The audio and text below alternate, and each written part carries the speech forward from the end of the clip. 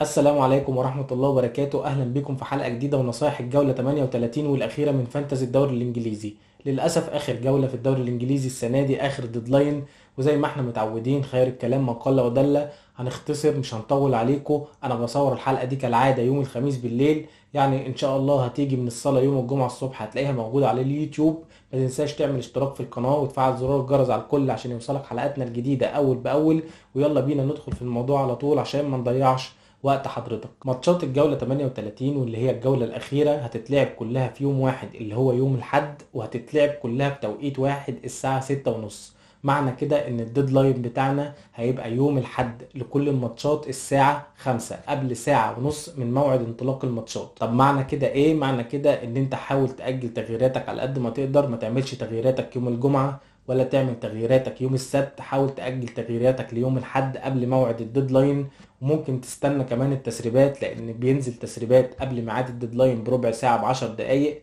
بنشوف تسريبات لتشكيلات الفرق، وانت هنا بتشوف تسريبات مش لماتش واحد، ده انت بتشوف تسريبات لل10 ماتشات. طيب التسريبات بتاعت التشكيلات دي بتبقى موجودة فين؟ بتبقى موجودة في اكونتات معينة كده على تويتر. هسيب لك لينك الاكونتات دي في الديسكريبشن بتاع الفيديو ده، وهسيب لك كمان لينكات لصفحات معينة على الفيسبوك عشان لو انت ما عندكش تويتر برضو بتنزل تسريبات التشكيلات قبل ميعاد الديدلاين بربع ساعة او ب10 دقايق. فانت يا معلم هتحاول تأجل تغييراتك على قد ما تقدر وتستنى التسريبات، لان في الغالب في الجولة 38 بيكون في روتيشن كتير في التشكيلات. بس في نقطة لازم تخلي بالك منها، ان الموقع بيقع قبل ميعاد الديدلاين ب5 دقايق. ممكن التسريب ينزل قبل ميعاد الديدلاين ب10 دقايق، فانت بتبقى محتاج 5 دقايق بس عشان تعمل فيهم التغييرة بتاعتك. فانت لازم تبقى مجهز نفسك بلان ايه، بلان بي، بلان سي، بحيث ان فلان انت خلاص التسريب طلع ان ده مش هيلعب، فانا عارف انا هجيب مكانه مين بسرعة قبل ما الموقع يقع. والا بقى لو انت عايز تريح نفسك خالص وما تحطش نفسك في القصة دي وفي الريسك ده، فاعمل تغييراتك وسيبها على الله. مش لازم تستنى موضوع التسريبات لو انت خايف ان الموقع يقع قبل ما تعمل تغييراتك. النقطة التانية اللي عايز اتكلم فيها، ان دايما في الجولة الاخيرة في الكام سنة الاخيرة في الدوري الانجليزي دايما بيكون فيها اهداف كتير. يعني وصلت معدلات الاهداف في اخر كام سنة ل4 اهداف في المباراة الواحدة. معنى كده ايه؟ معنى كده ان الجولة 38 جولة هتكون عامرة بالاهداف. الفرق اللي هتعمل كلين شيت في الجولة دي هتكون محدودة جدا. فلو هنصحك نصيحة، حاول تعتمد على الهجوم وعلى خط الوسط، ومش لازم تعتمد على الدفاع خالص في الجولة الأخيرة من الدوري الإنجليزي. تعالوا ندخل بقى في هنجيب مين، ويا ترى الجولة 38 دي هتمشي إزاي. خلينا نبدأ بالفرق اللي عندها طموح أو حافز أو حاجة تلعب عليها في الجولة 38. نبدأ من فوق ولا نبدأ من تحت؟ خلينا نبدأ من تحت، من صراع الهبوط. في 3 فرق عندها حافز أو عندها حاجة تلعب عليها في الجولة 38. الفرق دي هي ايفرتون وليدز يونايتد وليستر سيتي. في 2 منهم هيهبطوا مع ساوث هامبتون. في فرقتين من ال3 دول هينزلوا الدرجة التانية مع نادي ساوث هامبتون، وفي فريق واحد هيفضل. معنى كده ان ال3 فرق دول هيلعبوا على الفوز في الجولة 38، ايفرتون وليدز يونايتد وليستر سيتي. طب ايفرتون عايز ايه عشان يفضل في الدوري الانجليزي؟ محتاج يكسب بورنموث في ملعب جوديسون بارك يفضل في الدوري الانجليزي، معتمد على نفسه.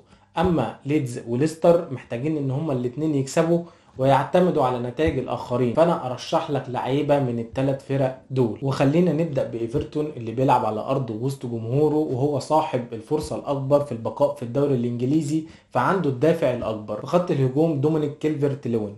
دومينيك كيلفرت لوين لو في المؤتمر الصحفي اتأكد ان هو مش مصاب وان هو هيلعب، لازم يكون في تشكيلتك في الجولة 38. طيب لو كيلفرت لوين مصاب ومش هيلعب، فعندك خيار تاركوسكي في الدفاع، وعندك خيار ماكنيل. ولو ان انا ما برشحش ماكنيل قوي لانه ساعات بيغير مركزه في الملعب، بس عندك في الدفاع تاركوسكي، وعندك ايوبي في خط الوسط، وعندك عبد الله دكوريه في خط الوسط. يبقى احنا كده عندنا 4 خيارات.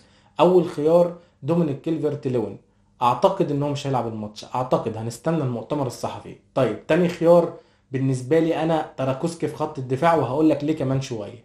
طيب تالت خيار عبد الله دكوريه. ليه انا بقول لك خيار تراكوسكي في الدفاع من ايفرتون خيار كويس جدا؟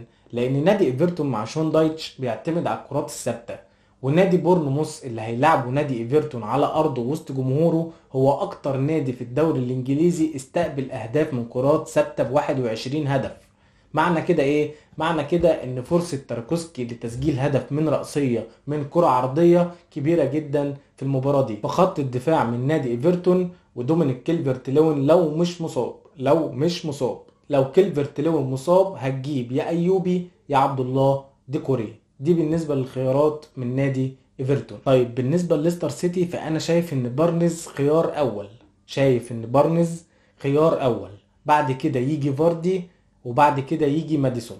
بارنز وبعد كده فاردي وبعد كده ماديسون. فاردي دايما بيتألق في الجولات الأخيرة في الدوري الإنجليزي. بارنز أنا مفضله عن ماديسون في الجولة دي، لأن شايفه في الماتشات الأخيرة من فرجتي على الماتشات، شايف إن بارنز جايب فورمة كويسة جدا في الفترة الأخيرة دي.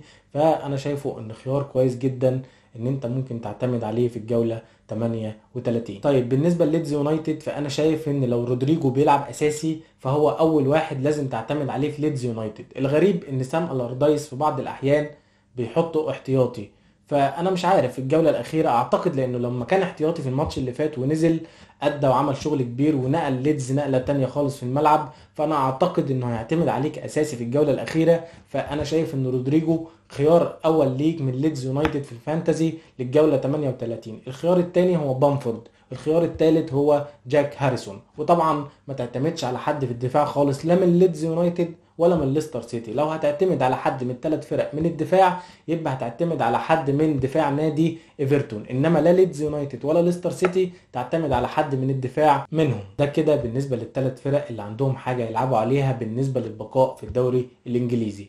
لو هنطلع فوق فالقصص كلها خلصانه، مفيش غير قصه واحده بس، هي قصه استون فيلا ان عنده فرصه يتاهل لدوري المؤتمر الاوروبي. فطبعا لو هتعتمد على حد من استون فيلا فاولي واتكنز هو اول واحد تعتمد عليه مع ضربات الجزاء. ما كانش محظوظ في ضربه الجزاء اللي ضيعها في الجوله اللي فاتت، بس لا، اولي واتكنز برضو خيار لا غنى عنه في الجوله 38. ناس دايما بتسال ابيع هالاند، ابيع كين، ابيع صلاح. طب اعمل ايه؟ بيع يا باشا واشتري براحتك يا باشا، انت في الجوله 38، انت في الجوله الاخيره، ايه اللي هيحصل لك يعني؟ الكلام ده للناس اول 10 على العالم مثلا، فانت خايف على مركزك فلازم ما تاخدش ريسكات.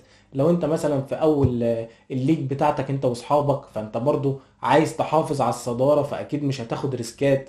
انما انت مثلا ال 3 مليون على العالم ولا ال 500 الف على العالم فاخدت ريسكات وعملت ديفرنشال فبقيت ال 700 الف على العالم، هتفرق في ايه ان انت تنهي 500 الف على العالم من ان انت تنهي ال 700 الف على العالم؟ مش هيحصل اي حاجة. فبراحتك يا باشا، الجوله 38 دي جوله الديفرنشال، خد ريسكات على قد ما تقدر. عايز تبيع هالاند بيع هالاند مفيش اي مشكله، عايز تبيع صلاح، عايز تبيع كين، هات مكانه ريسكات، هات مكانه لعيبه ديفرنشال. لو انت في مراكز مش فارقه معاك حاجه، مفيش حاجه هتتغير، فخد راحتك يا عم، احنا بنلعب يعني بنمرح. نيك بوب بالنسبه لنيوكاسل اتصاب، هيعمل عمليه في ايده وبناء عليه مش هيلعب الجوله الاخيره. وفي حد تاني اتصاب بس انا مش فاكره، والحقيقه انا مش كاتب سكريبت الحلقه قدامي، ففي حد تاني مهم اتصاب هحاول افتكره في وسط الحلقه.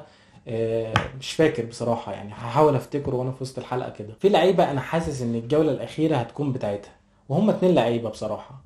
اول واحد تروسارد في ارسنال. احنا عارفين ان مارتينيلي مصاب، واعتقد ان تروسارد هيعمل جولة كويسة. اللعيب التاني هو ايزي في كريستال بالاس، اعتقد ان تروسارد وايزي هيعملوا جولة كويسة. فانت برضو لو عايز تاخد ريسك على حد فيهم، عايز تاخد ريسك على الاتنين، مفيش اي مشكلة. توقعاتي ان الاتنين هيعملوا جولة كويسة. طيب بالنسبة لمانشستر يونايتد، انا بصور الحلقة دي يوم الخميس قبل ماتش مانشستر وتشيلسي. طيب مانشستر لو كسب تشيلسي فخلاص ضمن التأهل لدوري ابطال اوروبا، وهيبقى مش محتاج حاجة من الماتش الاخير اللي اعتقد ضد فولهام، فهتبقى مش محتاج لعيبه من مانشستر يونايتد في الجوله 38. معنى كده ايه؟ ان انت هتستنى تشوف ماتش الخميس ما بين مانشستر يونايتد وتشيلسي. مانشستر كسب خلاص هيريح لاعيبته لانه عنده مباراه نهائي كاس الاتحاد مع مانشستر سيتي. طيب تشيلسي كسب، معنى كده ان الجوله الاخيره هتبقى مهمه لمانشستر يونايتد، فتعتمد على لعيبه من مانشستر يونايتد.